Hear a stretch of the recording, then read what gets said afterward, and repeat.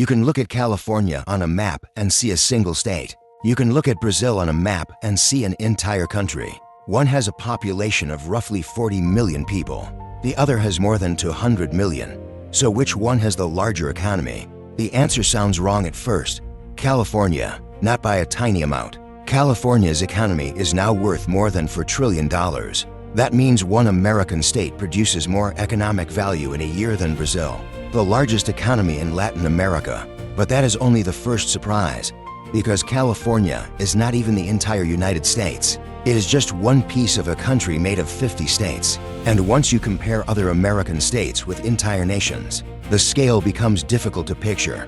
Texas can compete economically with Canada. New York produces more than many countries with far larger populations. Florida is approaching the economic scale of major national economies. So how did individual states become economic giants? Is it simply because America is rich, or is something deeper happening beneath the map?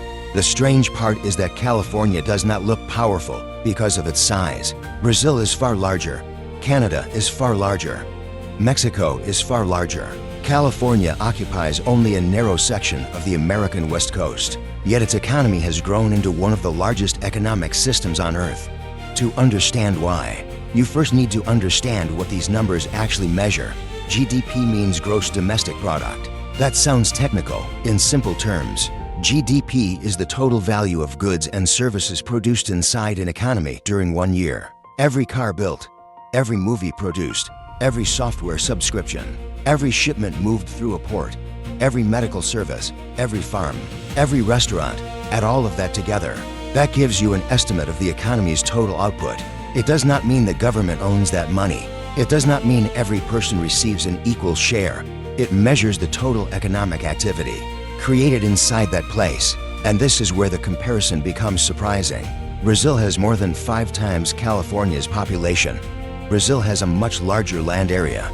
Brazil has enormous agricultural production. It has major industries.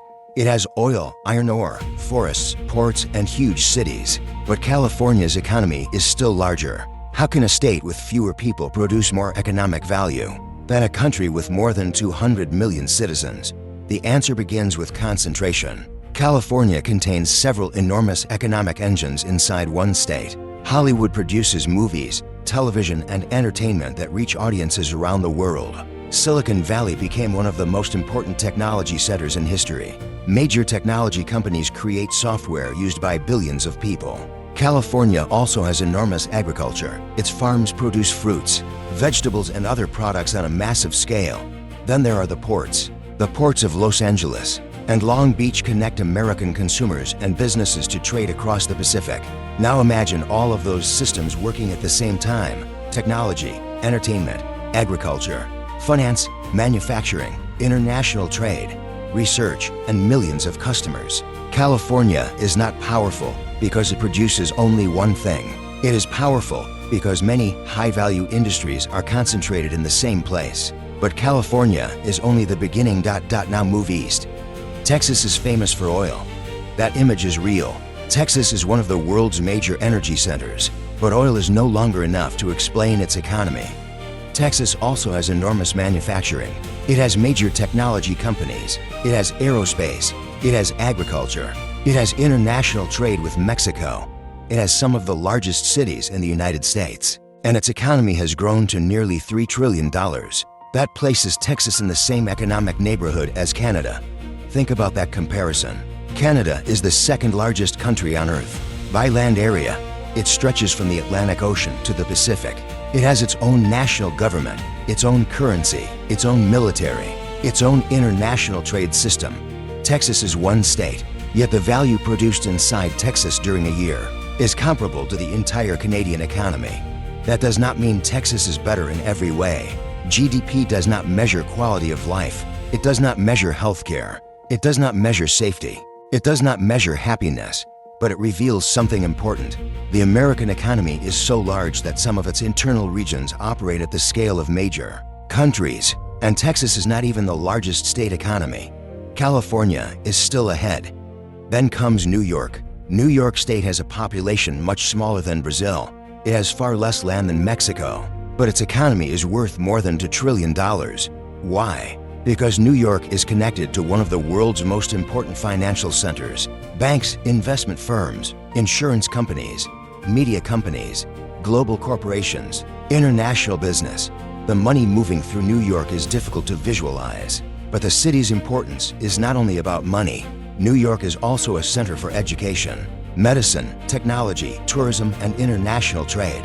The state combines many industries that create high economic value. And that brings us to a key idea. Economic power is not only about how much land you control. It is not only about how many natural resources you have. It is not even only about population. It is about what people and companies can create with those resources.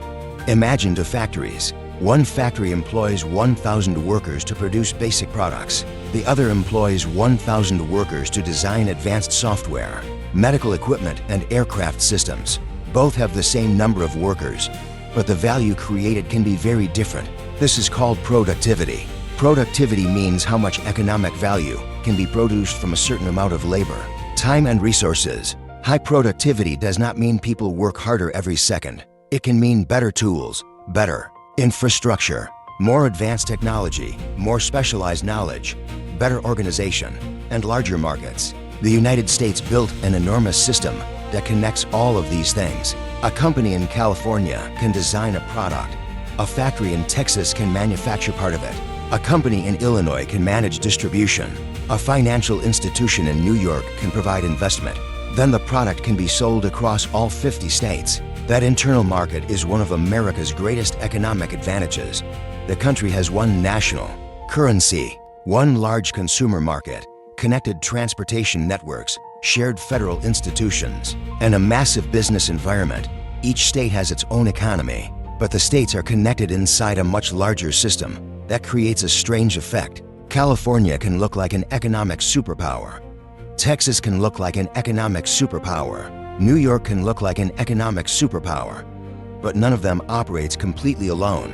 They benefit from being connected to the same national economic network. This is the part many comparisons miss. The strength of an American state is not only the strength inside its borders, it is also the strength it gains from the other 49 states. California sells technology across America. Texas sells energy across America. New York provides financial services across America. Florida connects trade, tourism, and business across the Americas. The states compete with one another, but they also support one another. Now consider Florida. Florida is known for beaches, tourism, and warm weather. But tourism is only one part of the story. Florida has major ports. It has international trade. It has aerospace activity. It has agriculture. It has a large and growing population. Its economy is now approaching $1 trillion. That places it close to the economic scale of Mexico. Mexico has more than 5 times Florida's population. Mexico is a major manufacturing power. It produces vehicles, electronics, and industrial goods. It has enormous trade connections with the United States. Yet one American state can produce an economic output that approaches the scale of the entire Mexican economy. Again. This does not mean Florida has more factories. It does not mean Florida has more people. It shows how much economic value is concentrated inside the American system. And the surprises continue below the largest states. Illinois has an economy larger than many countries. Pennsylvania produces economic output on the scale of major national economies. Ohio has a larger economy than many people expect. Washington State became a major center for technology, aerospace, and international trade. Massachusetts has a powerful economy built around education, medicine, research, and technology. Some of these states have populations smaller than major cities in other parts of the world, yet their economies can compete with entire nations. So what is the real secret? The answer is not one company. It is not one resource. It is not one city. It is the network. America built a system where specialized regions can become extremely productive. California became a center for technology and entertainment. Texas became a center for energy, manufacturing, and business. New York became a center for finance and global commerce. Florida became a major gateway to Latin America and the Caribbean. Washington became a gateway to the Pacific. The Midwest developed enormous industrial and agricultural power. Each region creates something different. Then the entire country connects those strengths. Think of the United States as a machine with 50 major components. One component produces energy, another produces advanced technology, another moves global capital, another builds aircraft, another grows food, another connects international trade. The parts are different, but they are connected. That is why comparing one state with one country can be misleading. California is not an isolated island. Texas is not an independent economy. New York is not separated from the rest of America. They operate inside one of the largest commercial systems ever created. And that leads to the biggest surprise of all. The power of the United States is not concentrated in one city. It is distributed across the country. If California were its own country, it would be one of the world's largest economies. If Texas were its own country, it would also rank among the largest. New York would be a major economic power. Florida would be a major economic power. And these are only for states. The United States still has 46 more. That is the scale hidden behind the American map. You see 50 states, but economically, you are looking at dozens of powerful regional systems connected into one national economy. That does not mean every American state is equally wealthy. It does not mean every community experiences the same opportunities. Economic strength can exist beside inequality. A huge GDP does not automatically solve every problem, but the scale is still extraordinary. One state can compete with Brazil, another can approach Canada, another can stand beside major national economies, and together, they form a market worth far more than any one state could create alone. So the next time you see California on a map, do not see only a state. See a technology center, an entertainment giant, an agricultural powerhouse, a global trade gateway. Then look at Texas, see energy, industry, manufacturing, and international commerce. Look at New York, see finance, media, business, and global connections. Look at Florida, see trade, tourism, aerospace, and a bridge to the Americas. The American economy is not one giant engine. It is 50 engines connected together. And that may be the most surprising part. The power of the United States is not hidden in one place. It is spread across the map.